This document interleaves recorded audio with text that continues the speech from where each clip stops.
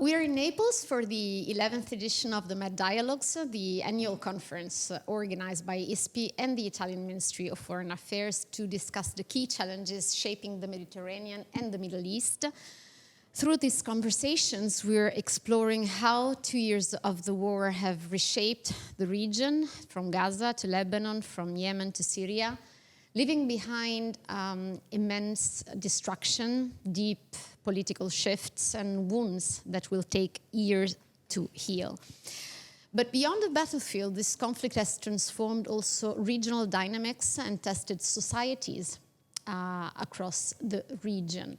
And to discuss how Israel in the specific and also the wider region have changed since October the 7th, and what these transformations mean for the future, we're joined by Thrall, American intellectual, former director of the International Crisis Group's Arab-Israeli project, and an expert of the conflict based in Jerusalem. Welcome. Thank you.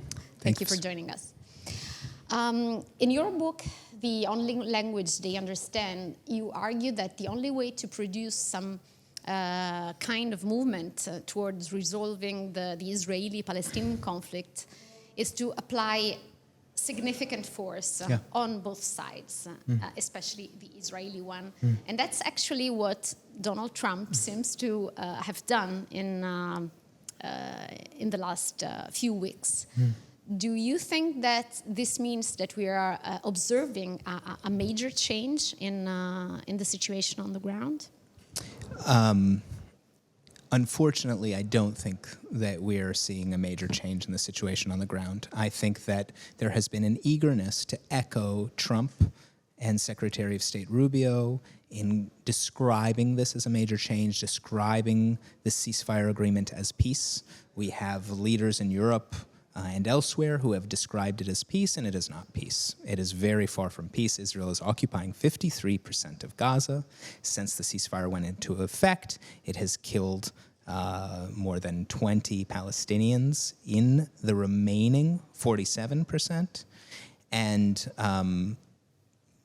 to talk about this as peace when we have a continuation of a system of subjugation of millions of Palestinians deprived of basic civil rights on the basis of their inborn characteristics, there is no peace. So I think that part of how we got here is the fact that all of Western Europe and the United States, and Eastern Europe as well, have been far too willing to accept the absence of the worst bloodshed, so a genocide is now halted, and to call that peace, or to call that the status quo that we accept, or to call it calm. You know, we'd have wars in Gaza in the past, and leaders in the West would call for a restoration of calm. So what do they want to restore? They want to restore a situation of apartheid.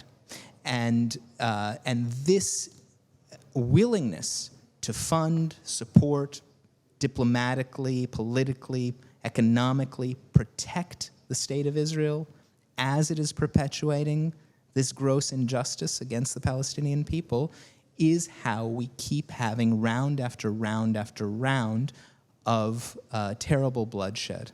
So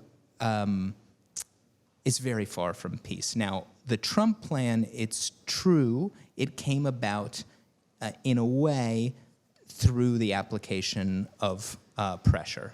But it's important to note very little pressure actually had to be applied. It was merely the fact that the Israeli government and the Israeli prime minister believed Trump was capable of using American leverage, which they knew the previous administration, the Democratic administration of Joe Biden and Kamala Harris, was not willing to do. So it was just even the hint of the possibility of using leverage was enough. And it goes to show you how much can be done if you actually do use leverage. And it's been shown time and again historically when the U.S. has applied pressure, it's gotten results. And in fact, Israel occupied Gaza in 1956, and it was forced to leave Gaza in 1957 under the threat of economic sanctions from the Eisenhower administration. And people forget that every single Israeli territorial withdrawal we have seen has been done under pressure.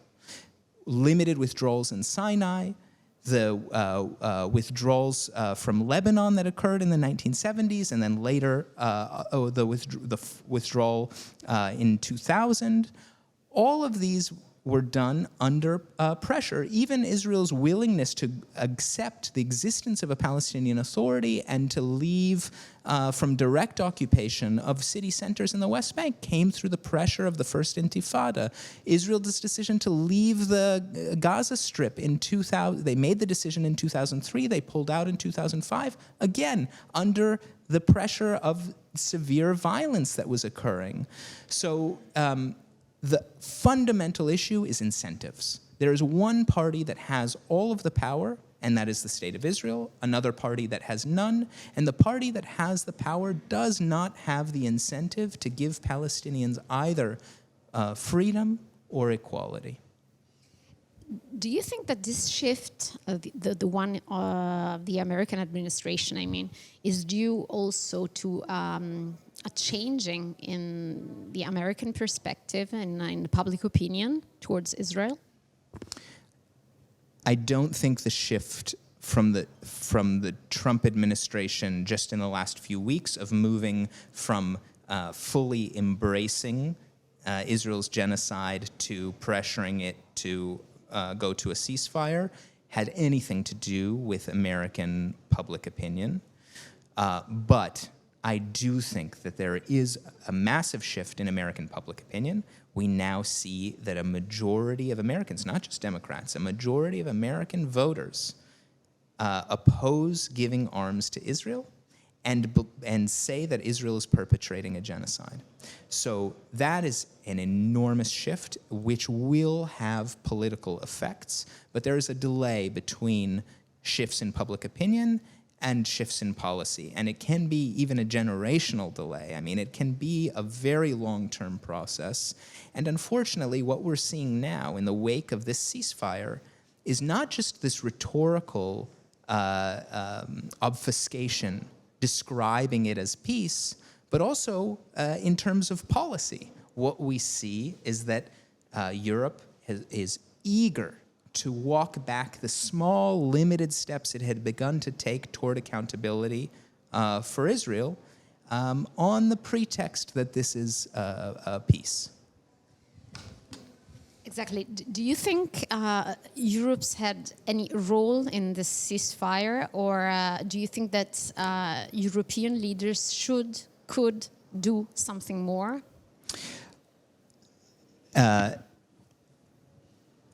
So often this discussion about the role of Europe is framed in a way where a kind of false innocence is presented. What can we do to help? Can Europe be helpful, with the ceasefire? Before we ask what people can do to help, let's ask what they can do to stop harming. Because let's not forget that Europe was a partner in Israel's genocide. Europe is Israel's number one trading partner. That Europe was buying Israeli arms in huge quantities in 2024 during this genocide. That Israel was setting records in its arms exports in this same year. That states, including Italy, were taking action in the EU to protect Israel, to prevent even the most basic thing of a ban of settlement goods in Europe. So when people are asking, what can Europe do to help? Europe needs to first stop to be hurting, stop to be complicit in supporting first a genocide and now a system of apartheid. I think that's the fundamental question. Thank you. Very clear. So you've said in past interviews that you don't believe or you don't see coming the two-state solutions. So what would a lasting peace look in between Israel and the Palestinians in your opinion? Right now, with the situation that we know, and then we will talk also about the West Bank. So I don't want to evade your question, so I'll answer that. For me, the fundamental thing is that any peace is based on equality, true equality. The objections that I have to a two-state solution are that solution is not based on the principle of equality in any way. On the most basic issue of just territory alone, you have today a single sovereign state, the state of Israel, controlling the land between the Jordan River and the Mediterranean Sea. And in the territory under Israel's control, you have 7.5 million Israeli Jews with full rights, 7.5 million Palestinians, the majority of whom do not have basic civil rights. And to say, I'm not even talking now about the millions of Palestinian refugees who can't enter historic Palestine, but just to talk about the half of the population under Israel's control that is Palestinian, that they get 22% of their homeland, discontiguous 22%, without actually the true attributes of sovereignty, where the majority of settlers would stay in place, and on and on and on.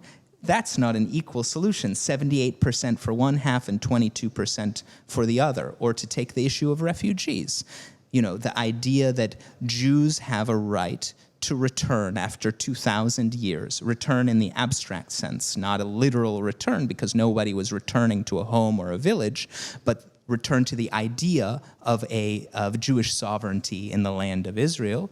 The Jews have that right after 2,000 years. Palestinians don't have a right to return to actual homes that they were expelled from after 2 years or 20 years or 80 years. So where is the equality there? There's so much a language, flowery language of equality clouding a grossly unequal set of policies that the West is putting forward. So for me, it's not about 2 states, 8 states, 1 state. I don't care. It has to be based on equality.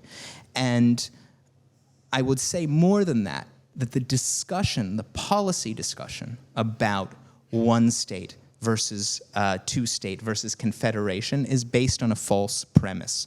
The false premise is that the problem is we didn't find the right equation, the right magical formula on the blackboard. This negotiation failed because they proposed land swaps of 5% instead of 3%. This negotiation failed because it didn't use the right language about both, all 3 monotheistic faiths coming from an Abrahamic tradition. You can hear zillions of answers about why past negotiations didn't succeed, except the real answer. The real answer goes back to my first one, which is the party who has all the power has no incentive to give Palestinians either freedom or equality. And what they hear, what Israelis hear over and over again from Western leaders is, you have to choose. It's unsustainable. Either you have to give them an independent state on 22% of their homeland, or you have to give them equal rights. And Israel hears that and says, or what? I have to choose or what? Or nothing, actually. So what do I choose? I choose option 3. I continue the status quo. I continue the status quo of depriving Palestinians of their rights, of expanding Israeli Jewish settlements, and constricting Palestinians into smaller and smaller areas. Thank you. I'll choose option 3. Thank you. And you've very well described the status quo, especially in the West Bank, in your book, A Day in the Life of Abed Salama, which is the story of a bus crash. And you describe in a very powerful way the daily struggle and the challenges faced by millions of Palestinians in the West Bank. What maybe is difficult for us from here to understand is how is it possible that even after the 7th of October, Nothing changed in public discourse in Israel on the fact that it would be in the best interest of Israel and of Israeli people to accept that some things got to change for their future, for a better future for their children. It's difficult for us to understand that. Yes. Could you explain it? Yes. So the first thing to say is that there has been a shift in Israeli public opinion since October 7th in the opposite direction of the one that you describe.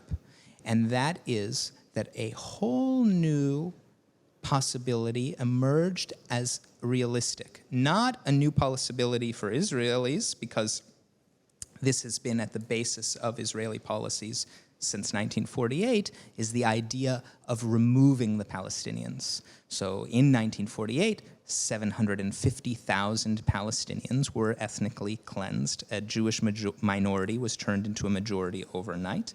And the policy of the State of Israel ever since has been to not allow any refugees from that war who are Palestinian to return, and to allow any Jew who fled during that war to return.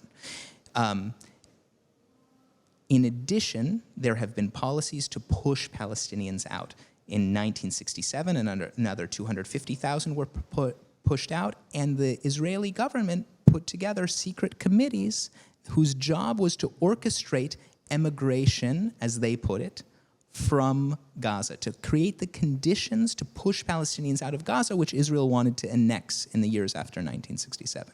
So there's a long-standing set of policies and desires among Israeli officials and Israeli people to get rid of the Palestinians, to solve the problem by pushing them out of historic Palestine. What is new since October 7th is that idea, which was much more latent because it wasn't considered realistic except by the far right, now seems much more realistic. And even if it's true that Trump now has taken that off of the table in Gaza, he first gave a seemingly yellow-green light for it. Now he's taken it off the table. I don't know if that's permanent or temporary. It doesn't matter. The Israeli imagination has been opened to this possibility, and it has become a very mainstream, strong phenomenon.